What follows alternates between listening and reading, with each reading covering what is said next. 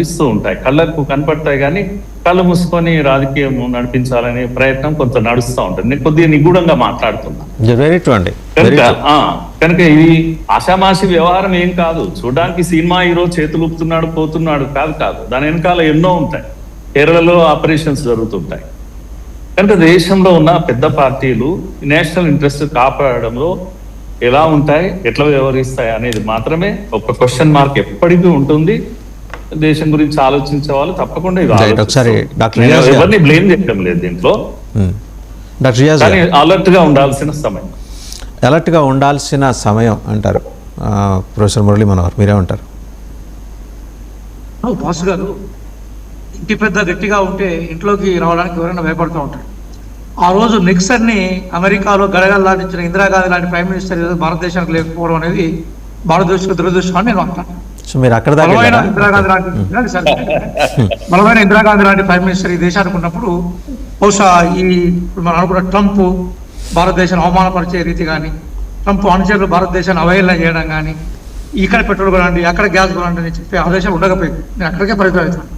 రెండవ అంశం ఏంటంటే బహుశా ఈరోజు ఈ దేశానికి కావాల్సింది అత్యంత బలమైన ప్రధానమంత్రి, ఇందిరాగాంధీ లాంటి ప్రధానమంత్రి. రాహుల్ గాంధీ గారికి అవకాశం ఇస్తే ఈ దేశం ఇంకెంత బలపడుతుందో మనం భవిష్యత్తు చూస్తాం. మనం మీరు విషయంగా మాట్లాడే ప్రయత్నం చేద్దాం. మీరు దేనితో లీడ్ చేశారో దాని మీద లీడ్ చేద్దాం.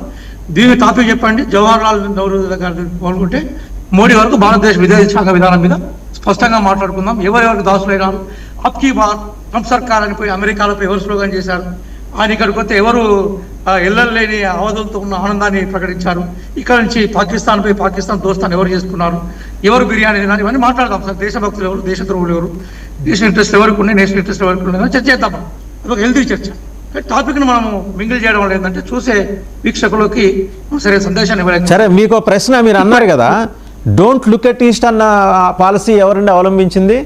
దాన్ని విభేదించి లుక్ ఎట్ ఈస్ట్ అని తీసుకొచ్చింది ఎవరు? పివి నరసింహారావు గారు. ఒకవేళ మీరు అలా వదిలేసి ఉంటే, మీ ప్రభుత్వాలు అలా వదిలేసి ఉంటే ఈ పాటికి నార్త్ ఈస్టర్న్ స్టేట్స్ అన్ని చైనా కబ్జాలను లేకపోతే క్రిస్టియన్ స్టేట్ గానే మిగిలిపోయి ఉండేవి. మీరు అవునంటారా కాదంటారా దానికి? Don't look at east policy ఎవరు పెట్టారు? వదిలేసుకుందామా మనం, మన భూభాగాన్ని వదిలేసుకుందామా, చైనాకు వదిలేసుకుందామా? స్ట్రైట్ క్వశ్చన్ మీరు లేవనెత్తారు కాబట్టి నేను ఈ ప్రస్తావన తీసుకొస్తున్నా, లేకపోతే ఈ సబ్జెక్ట్ కాదు. మీరు ఏం చేస్తారంటే ప్రోగ్రెస్ చేసే క్వశ్చన్ అడుగుతారు, వినరు.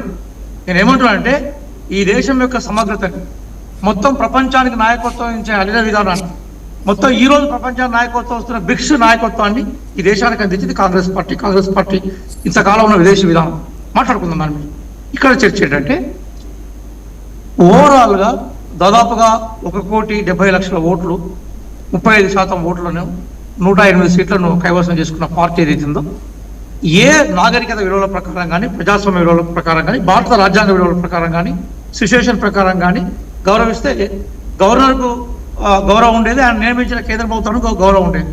నిన్న స్టాలిన్ ఎంత ఉందాగా మాట్లాడాడు సార్. ఏమన్నా అంటే ప్రభుత్వ ఏర్పాటుకు సంబంధించిన విషయాల్లో మేము ప్రతిపక్షంలో కూర్చోవడం కోసం సిద్ధపడి ఉన్నాం. స్టాలిన్ నేను ప్రతిపక్షంలో కూర్చోవడం కోసం సిద్ధమైన ప్రకటించిన తర్వాత వేరే రూపంలో గవర్నమెంట్ ఏర్పాటు చేయడానికి ఎవరికి అవకాశం లేదు. దయచేసి గుర్తుపెట్టుకోండి. ఇప్పుడు నిన్నక వార్తలు ఏంటి, ఏఐడిఎంకే డిఎంకే కలిస్తే 120 సీట్లు వస్తాయి, వీళ్ళకి నెప్పుకుంటారనే ఒక వాదన ఉంది. ఆ వాదనకు స్టాలిన్ తెరదించాడు కదా, దించేసామంటే మేము ప్రతిపక్షంలో కూర్చోవడం సిద్ధపడ్డాము. అన్నది బయట అవతల వైపు గవర్నమెంట్ ఏర్పాటు చేయడానికి సంబంధించిన వ్యాక్యూమ్ పూర్తిగా ఏదైతుందో ఉండిపోయింది. ఇక అవకాశం విజయ్కి ఇవ్వాల్సింది. కానీ నేను మీరు చెప్పాడుగా గవర్నర్ గారు ఈ సందర్భంలో బయటకు వచ్చి ఇంటర్వ్యూ ఒక పర్టికులర్ టీవీకి ఇవ్వడం కూడా మనకు కొన్ని నేనే ఉంటుంది సార్. ఏదేమైనా కూడా కొన్ని విలువలు అంతర్జాతీయ ప్రజాస్వామ్యంలో ప్రజలు ఎవరినైతే ఎన్నుకుంటారో వాళ్ళే అల్టిమేట్ గా పరిపాలకులు అవుతారు. ఆ విలువలు మనం ఖచ్చితంగా మనం ఫైనల్ గా మనకి అది జరగలేదు. అది కేంద్ర ప్రభుత్వం టైం కూడా అయిపోతుంది. పేకెట్ గారు కుడ్ యు ప్లీజ్ కంక్లూడ్ అండి. పేకెట్ గారు could you please conclude. Okay, ఒక అంశం మీరు తీసుకొచ్చారు కాబట్టి భోపాల్ ట్రాజడీలో అప్పుడు మన రాజీవ్ గాంధీ వారి గవర్నమెంట్ ఎలా బెండ్ అయ్యారో కూడా మనం చర్చించుకోవాలి, సపరేట్ అంశము. అయితే ఇప్పుడు నేను అనుకోవడం అండి, ఇప్పుడు ఈ పర్సెప్షన్ బ్యాటిల్లో హుందాగా నిలిచింది స్టాలిన్ అండి. నెక్స్ట్ గవర్నమెంట్ ఫామ్ చేయబోయేది మన ఈయన విజయ్. సో బీజేపీ కొంచెం బ్యాక్ స్టెప్ వేసింది. ఎందుకంటే ఎంత లేదన్నా ఈ పర్సెప్షన్ బీజేపీ వాళ్ళు కంట్రోల్ చేస్తున్నారన్న పర్సెప్షన్ అయితే ఉంది. సో దాన్ని ఎంత త్వరగా ఈ డిలే అవుతున్న కొద్దీ బీజేపీకి అది నెగిటివ్ అవుతుంది. వీలైనంత త్వరగా వారికి అవకాశం ఇచ్చి గవర్నమెంట్ ఫామ్ చేయడంలో తర్వాత ప్రూవ్ చేసుకుంటారా లేదా అనేది వాళ్ళకు వదిలేసేయాలి. దాని తర్వాత ఏమవుతుందని మనకు పాస్ట్ ఏదైతే జరిగిన చాలా ఇన్స్టెన్సెస్ అవి చూపిస్తుంది. సో అందు గురించి నేను అనుకోవడము ఈ రోజు రేపట్లో డెసిషన్ అయిపోతుంది. అలాగే మిగతా పార్టీలు ఎవరైతే అలయన్స్ ఫామ్ చేసి మళ్ళీ బయటకు వచ్చేసి చేశారో అలాగే మిగతా పార్టీలు కూడా అలా చేస్తారని నేను అనుకుంటున్నాను. సో నేను అనుకోవడం వామపక్షం కూడా సపోర్ట్ చేస్తుందని అనుకుంటున్నాను అండి. రైట్, థ్యాంక్ యూ పెకెట్ ప్రసాద్ గారు, డాక్టర్ రియాజ్ గారు, అబ్దుల్ గఫూర్ గారు అండ్ ప్రొఫెసర్ మురళీ మనోహర్ గారు, అందరికీ ధన్యవాదాలు. ఒక కొత్త సంప్రదాయానికి అనవసరంగా తెర తీద్దామనే ఒక ప్రయత్నం తమిళనాడులో జరుగుతోందేమో అనే అనుమానం దేశవ్యాప్తంగా వ్యక్తం అవుతోంది. అది అవాంఛనీయం, అటువంటిది జరగకూడదు. అవకాశం ఇచ్చేసి విజయ్ గారికి అయ్యా మీరు వచ్చి మీ బల నిరూపణ చేసుకోండి అంటే అయిపోతుంది. మీరు నెంబర్లు ఇవ్వండి, వాళ్ళ 10th క్లాస్ సర్టిఫికేట్లు ఇవ్వండి, వాళ్ళ డిగ్రీ సర్టిఫికేట్లు ఇవ్వండి, వాళ్ళు పీజీ ఎక్కడ చేశారు, ఇవి కాదు కావాల్సింది గవర్నర్కి. బల నిరూపణకి వచ్చారు ఆయన ఏదో ఒక లిస్టు పట్టుకొని ఓకే మీకు ఫలానా రోజు లోపల మీరు చేయండి, ఒక వారం రోజుల 10 రోజుల 15 రోజుల మీరు తీసుకోండి, అయిపోతుంది. ఆ రోజు నిరూపణ చేసుకోకపోతే ఒక వాజ్పేయి గారి లాగానో ఒక యడ్యూరప్ప లాగానో ఆయన బయటకు వచ్చేస్తాడు. అప్పుడు మళ్ళీ ఫ్రెష్గా ఇంకేమన్నా సంకీర్ణాలు వస్తాయా లేదా రాష్ట్రపతి పాలన పెడతారా, మళ్ళీ కొత్తగా ఎన్నికలకు వెళ్తారా అనేది అప్పుడు నిర్ణయించవచ్చు.